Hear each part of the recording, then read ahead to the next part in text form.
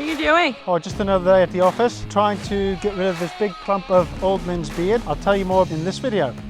Did you know there's approximately 2,600 native plants, shrubs and trees in New Zealand? However, we've got a 10x amount of non-native trees, 30,000 or more non-native and introduced plants. Now, I'm not native myself, I'm not going to go non-native bashing.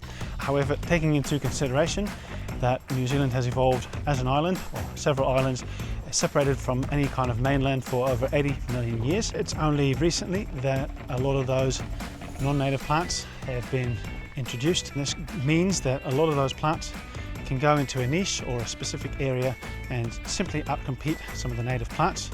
And again, I'm not native, so I'm not going to hold a grudge against things, people or organisms that aren't native to these islands, because I also like my apples, my pears, my plums, peaches, you name it. So there's a lot of beneficial plants that have been introduced to these islands, and that's great. I think we all win.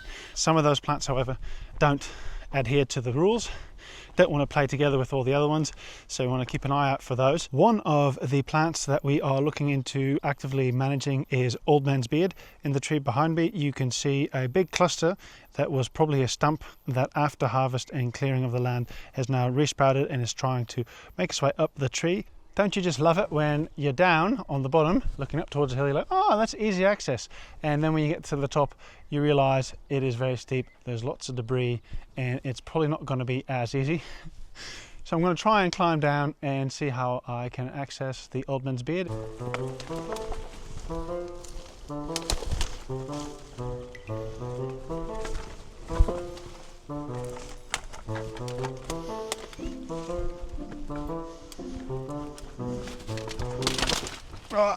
Oops. Okay, so maybe this wasn't a good idea. Here we are, made it to the tree. This is a beautiful tea toki tree, one of a few canopy species in New Zealand. Has a red berry and a black seed, stunning to look at, and a very important food source for lots of native birds. But you can see the canopy up here. The tree itself has been severely damaged during the harvest of the pine trees, and then you can also see the old man's beard, which is really starting to climb up high into this tea toki tree. There's also quite a bit of pine tree debris that has fallen into the nooks and the crannies of the tree, so I'm just going to go through and saw a little bit of the wood and kind of just free up the canopy a little bit more. Right here you see heaps of new growth coming up, so even though the tree has been severely damaged, there's heaps of new growth. So hopefully by clearing the tree, clearing some of that debris and also the old man's beard, this tea toki, it's quite difficult to capture it, but big one, hopefully will take off and become the canopy species that it deserves to be in this landscape.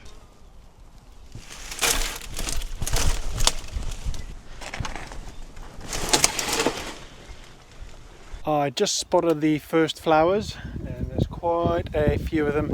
Even though the flowers are quite beautiful, it's a cool plant, but it doesn't really fit in the landscape. And if all these flowers go to seed, and it's just going to explode throughout the whole landscape. It's proving a lot trickier than I thought when I was down at the bottom. You look up, you're like, oh, that'll be easy. Here I am, all of this is old man's beard. I've just gone through this tunnel underneath the tea toki tree to try and get to the other side. Here I am, still no stumps, still no stems. There's quite a bit of them around, but they're all dead. So trying to find the source. Don't know where it is. Well, just keep going, I guess. So why is old man's beard one of the plants on my to-do list? Well, you can see this. That's just one or two plants or a few plants, and they are scrambling and taking over. But more importantly, right here is a mahoi, a whitey wood, which has started to resprout after being severely damaged by the harvest. You can kind of see the old man's beard, which I'm holding in my hand, is starting to climb over the whitey wood.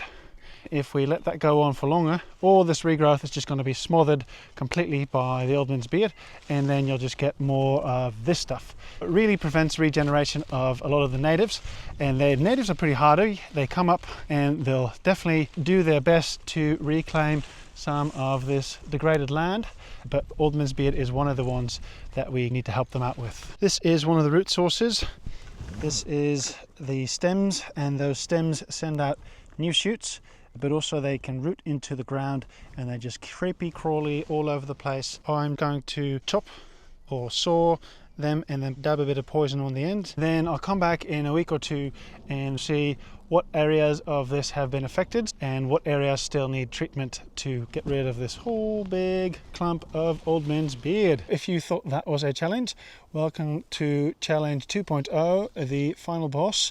So all of this is clematis climbing into this big beautiful Aotearoa, and it is a bit of a jungle around me. This also gives you a good idea of why the old man's beard can be such an issue, because it completely smothers anything that grows in the understory. It also takes off into the canopy species trees and then over time smothers those as well. All the flowers on there are opening up now, so it's a great food for the bees, but once those set seed, all that seed's going to be wind blown onto the somewhat bare land, and then all those seeds are going to land and take root underneath the regenerating forest. So we want to try and get to these as quickly as possible and get them taken out before they flower and set seed. My plan is to hack my way towards the Aotearoa base and hopefully find the stumps, cut them and then put a systemic poison on them. It doesn't help that there's native Mulumbekia climbing in amongst them. The native passion fruit is also climbing amongst them, so it's one big jungle, one big mess of plants, non-native and native, scrambling together and growing everywhere. Made it.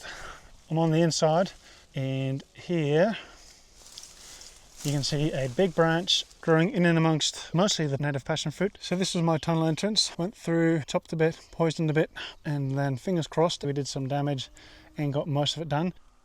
Looks like we made it. So far so good. We'll have to come back and check for the end result and see if all of this will be gone in 2 weeks. In theory. Ooh, native jasmine.